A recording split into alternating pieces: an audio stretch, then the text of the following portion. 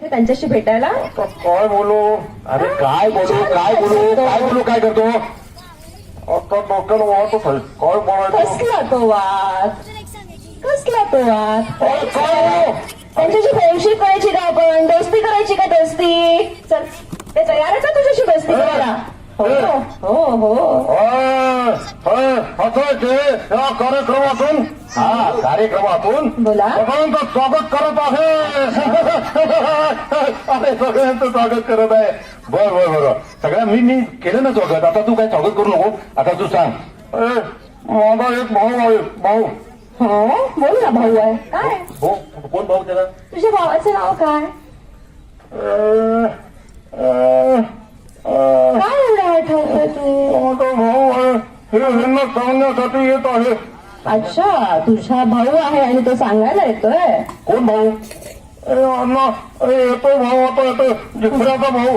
अच्छा झिपऱ्याचा भाऊ येतोय. बरं जिफऱ्याचा भाऊ येतोय आणि सगळ्या लोकांना सांगणार आहे. कशाबद्दल सांगणार आहे? अरे कशाबद्दल सांगणार आहे? काय सांगणार काय आहे? कार्यक्रम करताय तुम्ही? व्यसनावर. अच्छा व्यसनावर. बर व्यसनावर कार्यक्रम करताय. तुमचे मोठे भाऊ येत आहेत का? माझे भाऊ येतात.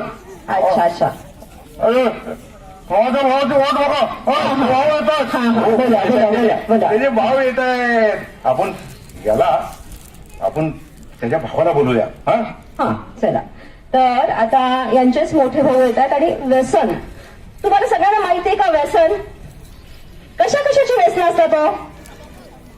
बोला ना. मला बोलावंसं वाटतं. तुम्ही बोला. कसलं व्यसन असतं सांग आता. व्यसन सोडवण्यासाठी पण आपण प्रयत्न केला पाहिजे. बरोबर आहे ना? खूप जण व्यसन मुक्ती केंद्रात जातात, औषधं घेतात, गोळ्या घेतात, पण सोडत नाही. पण मन ज्याचं खंबीर आहे तो व्यसनापासून नक्की मुक्त होऊ शकतो. मनात आणलं पाहिजे की आपण व्यसन सोडायचं. बरोबर आहे ना? आणि आपल्या बरं योगा किती जण करतात?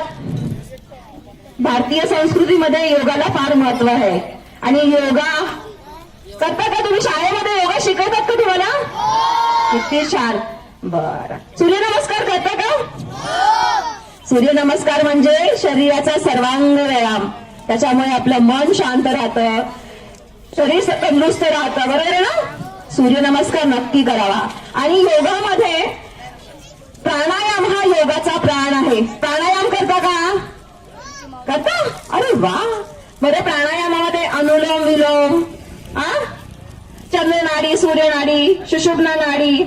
चंद्रनाडी म्हणजे उजवी नासिका, सूर्यनाडी म्हणजे उजवी नासिका, चंद्रनाडी म्हणजे डावी नासिका. पण ज्यांना व्यसन असेल त्यांनी नक्की आपली चंद्रनाडी उत्तेजित केली पाहिजे. ती दिवसातनं त्याच्या चंद्रनाडीतून श्वास 10 ते 15 वेळा सकाळी घ्यावा. परत हळूहळू तो श्वास सोडावा. म्हणजे चंद्रनाडी ज्याची ऍक्टिव्ह होते. अच्छा चंद्रनाडी आपली ज्यांना व्यसन आहे त्यांनी आपली चंद्रनाडी ऍक्टिव्ह करावी. म्हणजेच डाव्या नासिकेतनं श्वास घ्यावा सोडावा. असं जितकं जास्त करता येईल. त्यामुळे काय होतं? आपल्याला मन एकाग्र होतं आणि आपल्या मेंदूची तलप येते ना ती कमी होते.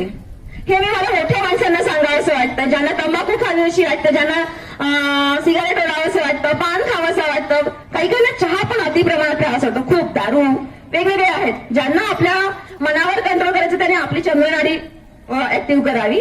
हा एक उपाय आहे. त्याचप्रमाणे आपला एक घरगुती उपाय आहे. आपल्याकडे आलं असतं. आल्यामध्ये खूप प्रमाणात सल्फर असतं.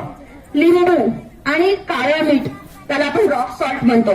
तर आल्याचे बारीक बारीक तुकडे करायचे, त्याच्यावर लिंबू पिळायचं, काळं मीठ टाकायचं आणि त्याची उन्हात वाळवून सुपारी करायची, आल्याची सुपारी करायची. आणि जेव्हा आपल्याला तंबाखूची तलप होते, विडी ओढायची तलप होते किंवा दारू प्यायची तलप होते, तेव्हा हे एक आल्याचं सुपारीचं एक खांड आपल्या तोंडात चघळायचं. ते लाळेत त्याचं हे झालं मिश्रण एकजीव झालं की त्यात आपल्या बॉडीमधलं सल्फरचं प्रमाण वाढतं. सल्फरचं प्रमाण वाढलं की आपली व्यसनाची तलप कमी होते. तर तुम्ही करून बघा. छोटी व्यसनं असतात आपल्याला.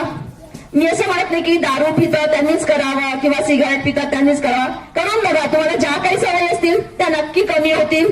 करून बघा. त्याचप्रमाणे अगदी आपल्या होमिओपॅथीमध्ये एक आपल्याला सांगितलंय एक 5 ml ची सल्फरची लिक्विड बॉटल मिळते. त्याची किंमत सुद्धा एक 8-9 रुपये असेल, एक्झॅक्ट आता मला माहित नाहीये. पण त्या सल्फरच्या लिक्विडचे 1 थेंब सकाळी, 1 थेंब संध्याकाळी, 1 थेंब दुपारी, असे 3 वेळा, असं आठवड्यातनं 1-2 वेळा केलात ना, तुमची अगदी खूप प्रमाणात जे दारू पितात त्यांची सुद्धा दारू सुटेल. तुम्ही नक्की करून बघा, हे होऊ शकतं. तर अशा प्रकारचे छोटे छोटे खूप उपाय आहेत. पण हे जरी बेसिक उपाय केले तर तुम्ही स्वतःच्या वाईट सवयी नक्की बंद करू शकता.